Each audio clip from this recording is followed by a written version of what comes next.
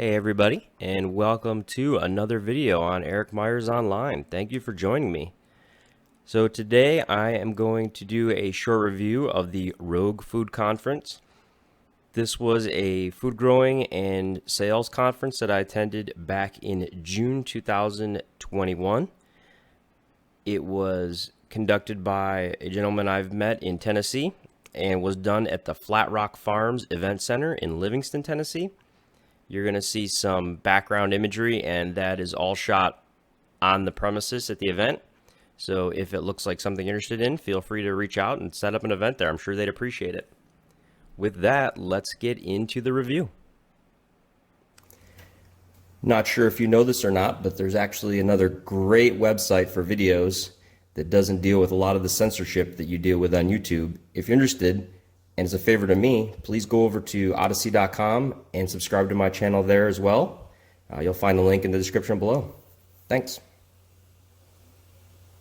Nobody's gonna stand in my way. Give it up, son, I'm doing this my way.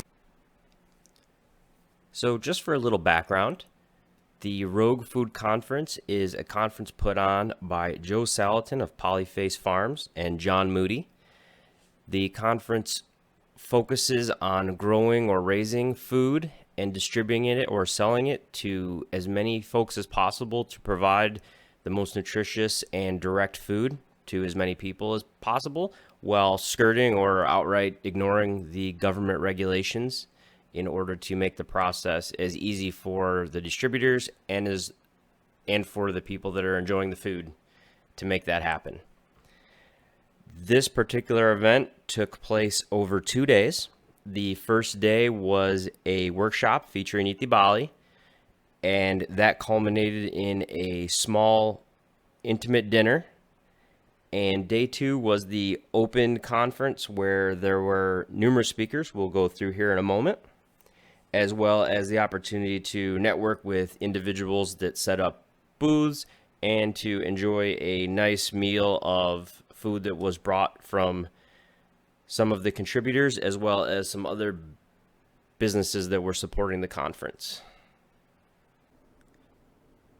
So one more administrative note that time is coming up for the next Rogue Food Conference, which will be going down in the Panhandle of Florida. I will definitely link that in the descriptions for you to check out.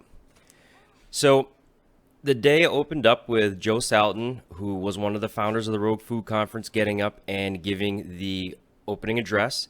He discussed a little bit of how freedoms can be eroded and used the comparison from Germany during the build-up to World War II. And then also talked a little bit about how we can move technology to basically Uberize food production. And he used an example of pulling nutritional value and comparing them between what you get at the store and the different foods that you can produce right on scene at your home. Following him was Niti Bali. If you've never seen Niti talk, she is a firecracker.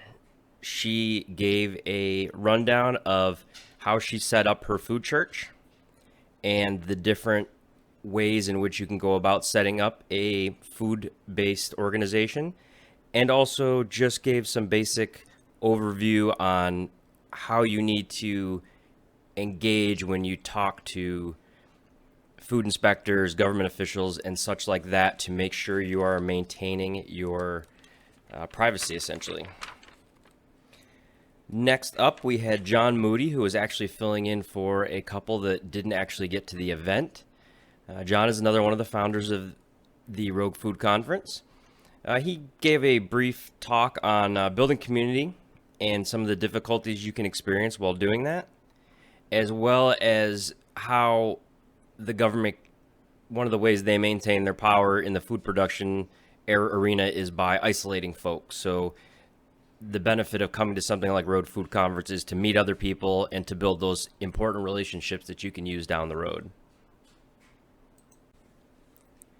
So next up was Andrew Cooperrider, and Andrew, I'm sorry if I mispronounced your last name, of broodco.com.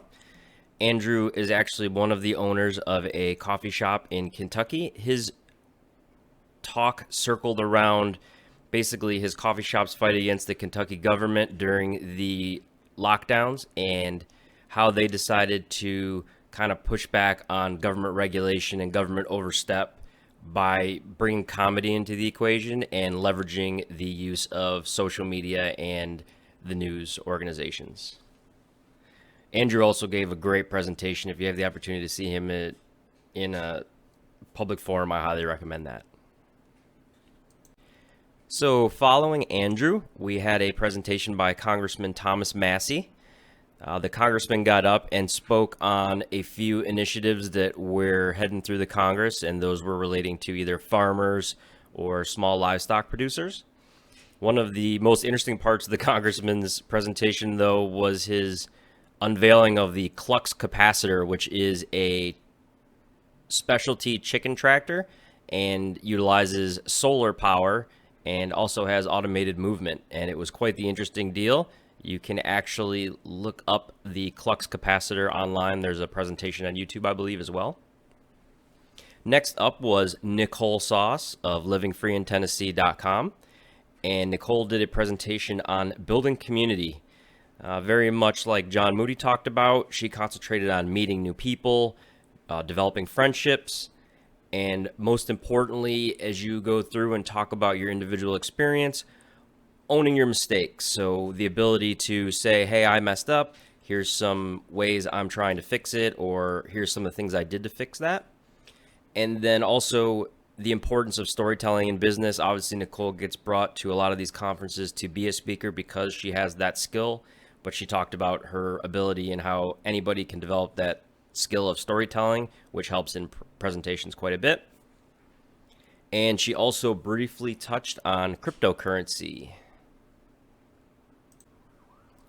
Following Nicole, a gentleman by the name of Max Kane got up, and he talked about his own personal story from how he started out as a young person with extreme sickness, and through the identification of food being one of his major issues, and how in discovering healthily and safely and well-grown food, he actually improved considerably throughout his life, to the point where I believe he said that he was doing so much better that he was actually able to feel productive and help in the fight against government overreach in the food production arena.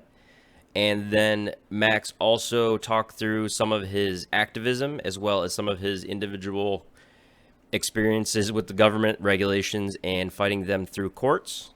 He is a big proponent of raw milk and tries to support that in several different locations throughout the U.S. And to close out the day, John got back up and talked about the final frontier in dealing with government overreach, and that really is disobedience and circumvention. So when you've tried to play by the rules and you've done your best to try to work with regulators and you're still hitting hurdles all the time, when that decision comes up to finally make the move to just outright ignore or disobey any of those regulations that are in place in order to get your products to the consumer to provide them that healthy meal. And John did a great job of wrapping up the whole conference. In my summation, it was an amazing time. Got to meet several interesting people. There were several authors there as well, so including John. Dr. Ken Berry was in attendance, and Neeti Bali also have books that they were selling. I actually got lucky enough to pick up one of John's books in a raffle. But overall, definitely worth attending. Just the contacts you can make, especially as a food producer yourself, would be impressive. There were people there networking to develop local distribution centers where people could bring food in together and bring more value to the customer by providing a wider range of food in one single purchase. So opportunities like that are always popping up. So I'd encourage you to check out the Rogue Food Conference. And if you have the opportunity to attend, it is definitely worth the investment. Thanks for tuning in for another one, everybody. Have a great day.